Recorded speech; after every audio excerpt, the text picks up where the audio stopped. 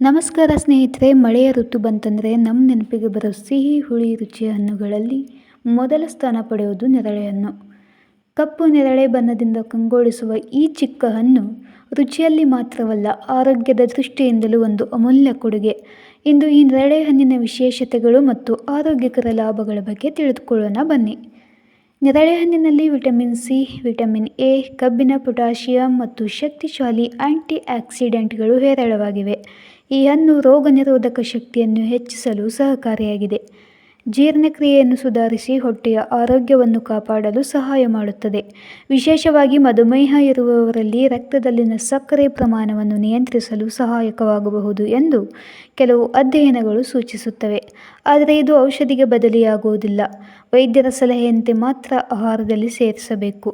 ಇಲ್ಲದೆ ಹೃದಯದ ಆರೋಗ್ಯಕ್ಕೆ ಬೆಂಬಲ ನೀಡುವುದು, ಚರ್ಮದ ಕಾಂತಿಯನ್ನು ಕಾಪಾಡುವುದು ಹಾಗೂ ದೇಹವನ್ನು ಚೈತನ್ಯದಿಂದ ಇರಿಸಲು ನೇರಳೆ ಹಣ್ಣು ಸಹಕಾರಿಯಾಗಿದೆ.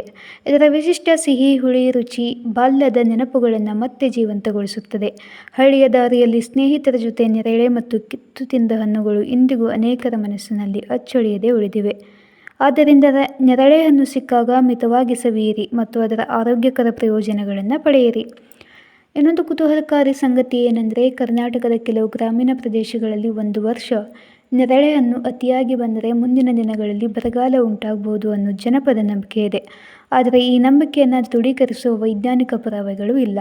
ವಾಸ್ತವವಾಗಿ ನೇರಳೆ ಮರದಲ್ಲಿ ಹಣ್ಣಿನ ಪ್ರಮಾಣ ಮಳೆ, ಹವಾಮಾನ, ಪರಾಗಸ್ಪರ್ಶ ಮತ್ತು ಮರದ ಬೆಳವಣಿಗೆಯಂತಹ ನೈಸರ್ಗಿಕ ಅಂಶಗಳ ಮೇಲೆ ಅವಲಂಬಿತವಾಗಿರುತ್ತದೆ.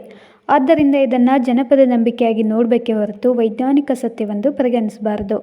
ಈ ಮಾಹಿತಿ ನಿಮಗೆ ಇಷ್ಟವಾದರೆ ವಿಡಿಯೋಗೆ ಲೈಕ್ ಮಾಡಿ, ನಿಮ್ಮ ಸ್ನೇಹಿತರೊಂದಿಗೆ ಶೇರ್ ಮಾಡಿ ಹಾಗೂ ಇಂತಹ ಇನ್ನಷ್ಟು ಉಪಯುಕ್ತ ಮಾಹಿತಿಗಾಗಿ ನಮ್ಮ ಚಾನೆಲನ್ನು ಸಬ್ಸ್ಕ್ರೈಬ್ ಮಾಡಿ.